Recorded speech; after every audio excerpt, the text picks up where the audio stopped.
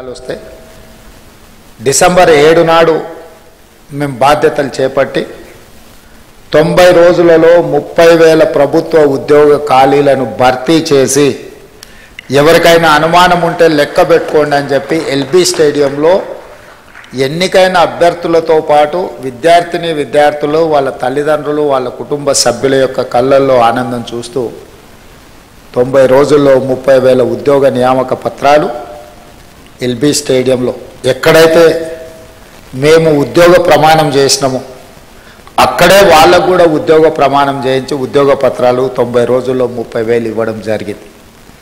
దీన్ని బట్టి తెలంగాణ నిరుద్యోగ యువత ఈ ప్రభుత్వం యొక్క ప్రాధాన్యత ఏందో అర్థం చేసుకోవాల్సిన అవసరం ఉంది. అదేవిధంగా మీకు అందరికీ తెలుసు, తెలంగాణ రాష్ట్రం ఏర్పడిన తర్వాత 10 సంవత్సరాలలో ఇచ్చిన ఏ నోటిఫికేషన్ కూడా ఇచ్చిన సమయానికి పరీక్షలు నిర్వహించిన సందర్భమే లేదు. దానికి కారణం ఏదైనా అయి ఉండొచ్చు, వాళ్ళ ఆలోచన విధానాలు ఏమైనా ఉండొచ్చు. కానీ తీరని నష్టం, యుక్త వయసులో ఉజ్వల భవిష్యత్తును ఆలోచన చేసి కోచింగ్ సెంటర్లలో తిరుగుతూ మధ్యతరగతి దిగువ తరగతి కుటుంబాలు తల్లిదండ్రులు కష్టపడి రూపాయి జమ చేసి ఇక్కడికి పంపిస్తే అమీర్పేట్ చౌరస్తాలను, దిల్సుఖ్ నగర్లను, అశోక్ నగర్లను వివిధ కోచింగ్ సెంటర్ల చుట్టూతో తిరుగుతూ సంవత్సరాల కొద్ది పరీక్షలు వాయిదా పడుతూ సంవత్సరాల తర్వాత పరీక్షలు నిర్వహిస్తే ఫలితాలు వచ్చే లోపల మీరు కష్టపడి చదివిన పరీక్షా కేంద్రాల్లో మీకు ఇచ్చిన ప్రశ్నపత్రాలు అంతకంటే ముందే జిరాక్స్ సెంటర్లలో పల్లి బఠానీల్లాగా అమ్మినప్పుడు ఆ విద్యార్థుల యొక్క బాధ భావోద్వేగం మేము కళ్ళతో చూసినాం, అర్థం చేసుకున్నాం. అందుకే వచ్చిన ఎంబడే తక్షణమే తెలంగాణ పబ్లిక్ సర్వీస్ కమిషన్ని రద్దు చేసి ఉన్న వాళ్ళందరినీ తొలగించి యూపీఎస్సీ చైర్మన్ కలిసి, ఎందుకంటే ఇన్ని సంవత్సరాలలో ఎప్పుడు పరీక్షలు నిర్వహించినా యూపీఎస్సీ క్యాలెండర్ డేట్స్ ప్రకారము పారదర్శకంగా పరీక్షలు నిర్వహించింది. ఎప్పుడు యూపీఎస్సీ మీద ఆరోపణలు రాలేదు, నిర్వహణలో లోపాలు కనిపించలేదు.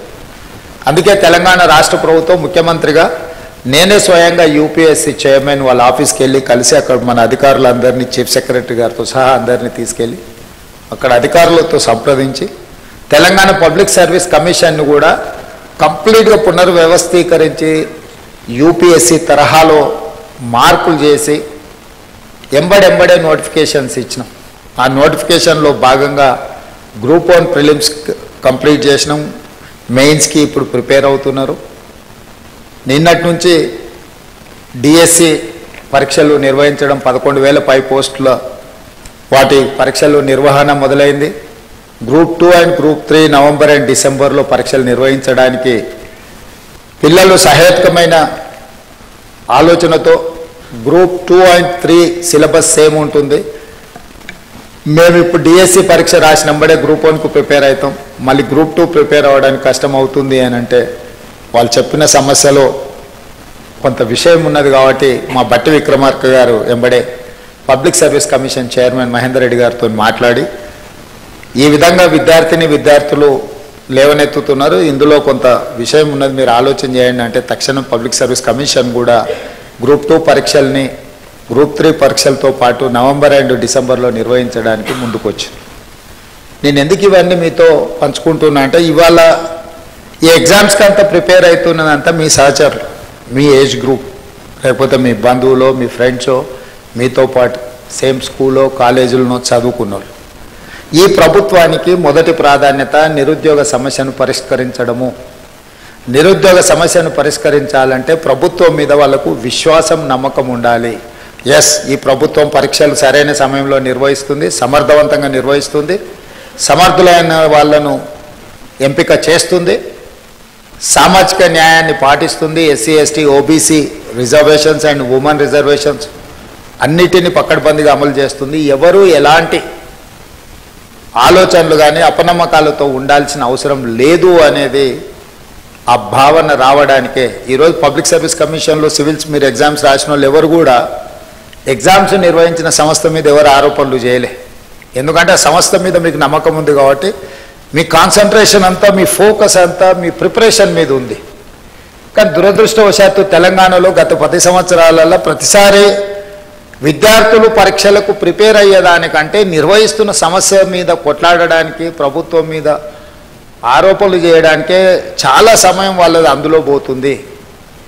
అందుకే నా సూచన, మనం నిర్వహణ చేసేటప్పుడు చాలా బాధ్యతాయుతంగా వ్యవహరించాలని మా మంత్రివర్గ సహచరులతో చర్చించి ఒక పకడ్బందీ ప్రణాళికతోని ఈరోజు తెలంగాణ రాష్ట్రంలో గ్రూప్ 1 కావచ్చు, లేకపోతే పారామెడికల్ కావచ్చు, పోలీస్ కావచ్చు, గ్రూప్ 2 కావచ్చు, గ్రూప్ 3 కావచ్చు, డిఎస్సి కావచ్చు, టెట్ కావచ్చు, ఏ పరీక్షలైనా ఖచ్చితంగా సరైన సమయంలో సరైన విధంగా సమర్థవంతంగా నిర్వహించాలని ఒక నిర్ణయం తీసుకుంది. దాంతో ఒక 30 లక్షల మంది నిరుద్యోగ యువకులకు ఒక నమ్మకం, విశ్వాసం వస్తుంది. ఒకవేళ పరీక్షలో ఉద్యోగం రాకపోతే ప్రైవేట్ సెక్టర్లో వాళ్ళ భవిష్యత్తును ఎత్తుక్కునే అవకాశం ఉంటుంది. నిర్వహించకపోవడం వల్ల, ఆలస్యం చేయడం వల్ల ఈ పరీక్షలు రాయాలన్న ఆలోచనతో లైఫ్లో అత్యంత విలువైన కాలాన్ని వాళ్ళు కోల్పోతున్నారు. తెలంగాణ రాష్ట్రం వచ్చినప్పుడు 22 సంవత్సరాలు ఉండి ఎగ్జామ్స్కు ప్రిపేర్ అవుతున్న పిల్లవాడు 10 సంవత్సరాలు 32 ఏళ్ళు వచ్చినా పరీక్షలు రాయలేకపోయిందంటే అతని లైఫ్లో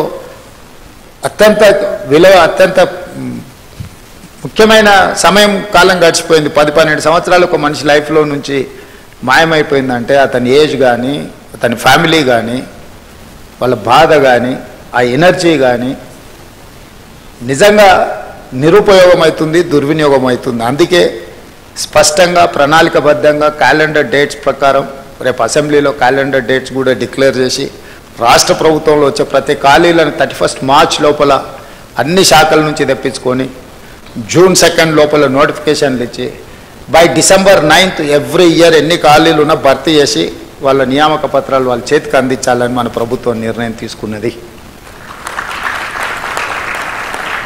ఈరోజు మిమ్మల్ని ఇక్కడికి పిలిచి మేమందరం కంప్లీట్ మంత్రివర్గం, మామూలుగా మా బలరాం నాయక్, సింగరేణి అధికారులను, బట్టి విక్రమార్క గారు చెప్పి వాళ్ళ ఆఫీస్లో కూడా మిమ్మల్ని పిలిచి చెక్లు ఇచ్చి పంపించి ఉండొచ్చు.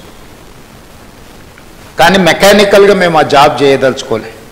This is personal attachment. We wanted to encourage our students, we wanted to encourage our kids. Why? Because we have depended on